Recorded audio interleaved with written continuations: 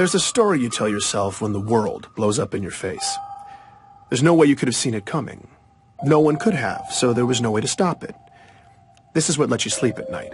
But go back in your mind to before it all happened. Replay it in your head, except this time, maybe you'll see it. Something small, out of place. Maybe it's just a single thread, but it's the truth. Nobody saw it coming when they arrived. An alien race known as the Covenant. Before 2552, there was no way anything like that could ever happen on Earth. On one of those distant planets in the outer colonies? Maybe. But an attack on Earth? Couldn't happen. Until it did. It's called glassing. Covenant warships rain plasma down on a planet until everything and everyone on the surface melts. Usually it's complete world destruction. Earth only got a taste. The prolonged orbital bombardment destroyed East Africa, killing millions before it ended. None of us were safe anymore. But something else happened that day too. Or someone. You've heard the eyewitness accounts. Every skeptic has seen the footage. I was there, and yet still to this day, it's unbelievable. A massive man in green armor appeared seemingly out of nowhere in New Mombasa, performed superhuman feats to single-handedly repel a global invasion, and then disappeared? This was the Master Chief. The Unified Earth Government's military body, the UNSC, eventually released a statement. Who he is, where he came from, and that he's continuing to keep us safe. And that was that. But who is the Master Chief? Where did he come from? Is he continuing to keep us safe? I'm Benjamin Giroux, and this is Hunt the Truth. For all us cosmopolitan Earth types who don't venture into the far reaches of space, there's a planet way out in the outer colonies called Eridanus II. If you're thinking of visiting, don't bother. It was catastrophically glassed in a Covenant attack in 2530. But 19 years before it got wiped out, our hero, Master Chief Petty Officer John 117, then known as John, was born in a metropolis called Elysium City. That's where I started. Do I remember him? Oh, yeah, you don't forget a kid like that. That's Dion Govender. He chatted with me from his home in the outer colonies. Dion's retired now, but years ago he taught John at Elysium City Primary Education Facility number 119. Apparently schools in the outer colonies don't have the catchiest names. John was something else. He was sharp and quick, always evaluating the situation. Other kids just gravitated to him, you know. Dion seemed most excited to talk about John's athletic ability. The kids used to play King of the Hill after school. You know, the old game where you wrestle and push each other to try to be the last man standing. I would walk by sometimes, see him playing after school, you know, and without fail, I swear, it was always John standing alone at the top of that hill. Right. Every single day. Yeah. Matter of fact, I think the other kids ended up fighting for who got to be king halfway up the hill, because nobody was messing with John.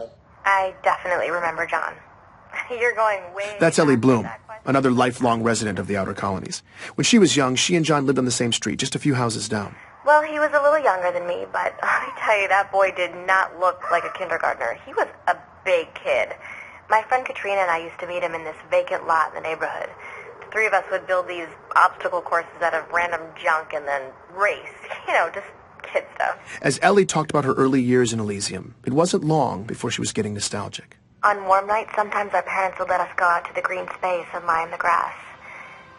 And we'd just lie there, stare up at the stars. It was a nice place to grow up. Finding Ellie was a huge win for me. When a planet's been glassed, tracking down former residents can be damn near impossible. Any records kept locally, paper, hardened data storage, even human memories, after a full-scale glassing, they're just gone. Thankfully, though, the Office of Naval Intelligence, or ONI, had furnished me with a list of interviewees. That's how I'd gotten Dion. But I wanted to go the extra mile with this story. So I'd hit up some of my old connections in the outer colonies looking for more sources. Ellie was my only hit so far. Did you keep in touch with John? No, I wasn't allowed to use Waypoint much when I was little. But I did keep in touch with Katrina. We still talk, actually. You know, she probably remembers John. I'm going to tell her I talked to you. Wait, what was this for again? It's a military thing? Oh, no, John is the Master Chief. What? Yeah, John became the Master Chief. Like the Master Chief? Yep. Oh, my God. No way. Are you serious? I'm not kidding you. I'm telling you. My God. That's crazy. Ellie lost her mind for a few minutes. I guess it's not every day you find out that your childhood playmate saved the galaxy. Oh, my God. Now I'm definitely telling Katrina. I mean, she is going to freak out. All right, so maybe Ellie wasn't going to be much help. I needed more of the young warrior angle.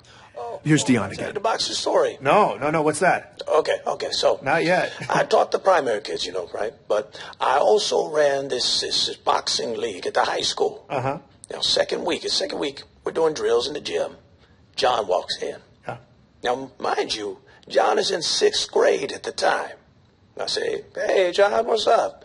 He says, I want to sign up for boxing. And I say, John, you're 12. What are you talking about? But John was adamant. But I look at him and he ain't leaving. Right.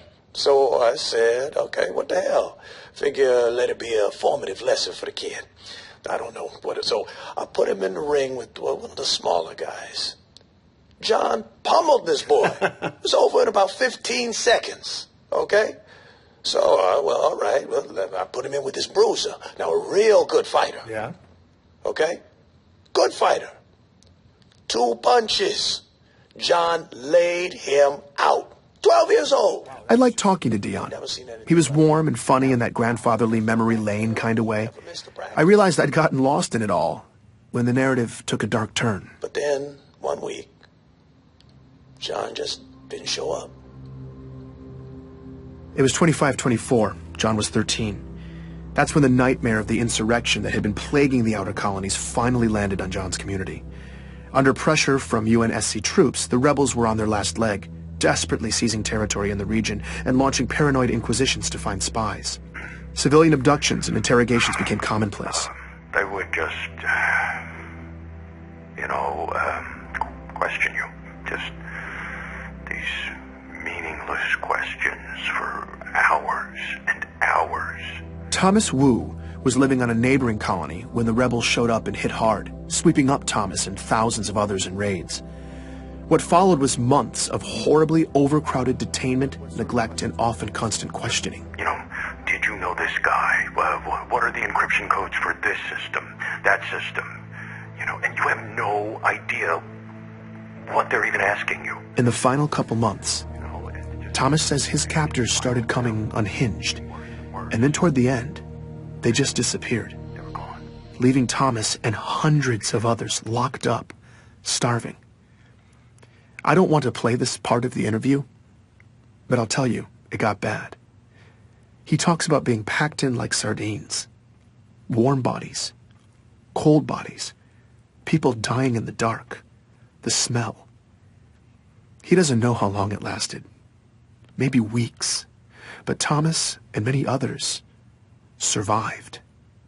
They made it out. Well, we helped each other. We looked out for each other. And I mean that was the only way. We made it through to the liberation, and then we left. We never looked back. When I asked him where the survivors relocated to, Thomas began to list off which cities were safe for refugees at the time. Decades later, he can still recite them all from memory. I asked about John's hometown. Perth City. What about Elysium City? No. Insurrectionist cesspool. Yeah, no, they got it bad there. Dion Govender confirms this. In Elysium City, people just disappeared back then. Just happened. Once the insurrectionists took over, whole neighborhoods just got scooped up. This went on for months. He talks about watching his community get torn apart slowly, every day. I asked him about John. Yeah. Him and his parents. Sean missed the first practice and the last one. Back then, it seemed like everybody had... I'm sorry. No, it's fine. Take your time. It was hard watching Dion break down like this. He just looked defeated. These kinds of interviews are brutal. I wanted to comfort him, but it just felt condescending. Like I have any idea what it was like for him. So we were quiet for a bit. Before we ended, though, he said this. I think that If anything good can be said to have come from all of this, it's that everyone who went through it can know that their struggle wasn't for nothing. When you have a young man who can rise up from something like this and do what John has done, he honors all of us. Dion believed in John the way the rest of us believe in the Master Chief. He made it seem like this tragedy that shaped him was almost necessary. I certainly felt like I had the proper beginnings to a hero's origin story. The story made sense. It felt right. Sometimes you have to go back, though. Look again, because maybe you'll see something small, out of place, that single thread. Later that evening, after my interview with Dion, I was pretty drained, so I spent some time sifting through a bunch of file boxes. I'd paid this scavenger in the outer colonies to dig around and send over any Elysium City documents she could find. The only local government records left were hard copies, but I took them anyway.